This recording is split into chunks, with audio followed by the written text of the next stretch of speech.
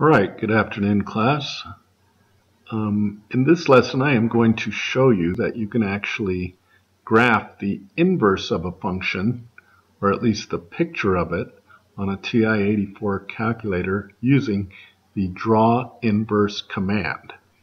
So the first thing I'd like you to do is go to your calculator and press second, stat plot, scroll down to line 4, and press enter twice, and that will clear out any plots that might have been in there.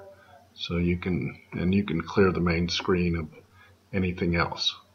Also go to the y equals button and make sure there are no other functions in here. So this area should be clear.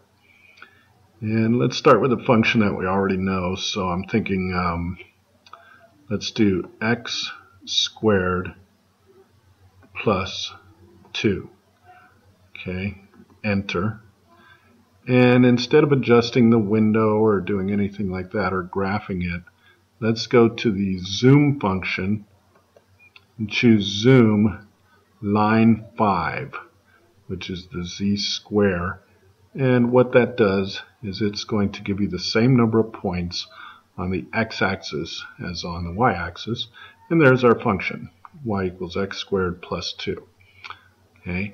Another useful thing to put in there, since we are going to draw the inverse or draw the reflection of this, we're going to be drawing it across the line y equals x. So let's go ahead and put in our next space y equals x. Okay, now you can press graph. Okay, so we're set up to use this command. So press second, draw, and scroll down to line 8 where it says draw inverse. Press enter. Should have a blinking cursor on the main screen. Now go to this variables button, VARS. Choose that. Scroll to the right where it says y variable, and the cursor is already on function, which is what we're going to be drawing a reflection of. So press enter, and the one we want to draw a reflection of is in y1, so we're going to press enter twice, and there it is. Now, of course, this only gives us a picture of the reflection of our original function. None of the commands work on this. For instance, the trace command won't tell us what this equation is or anything like that.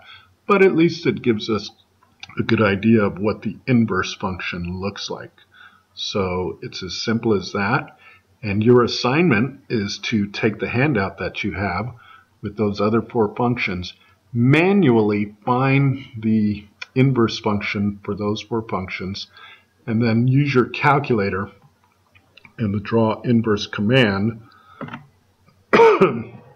to find out what the inverse looks like and draw that on the graph on your handout. Okay, so you should be able to do that in about 15 minutes. I hope you've enjoyed this video presentation. Thank you.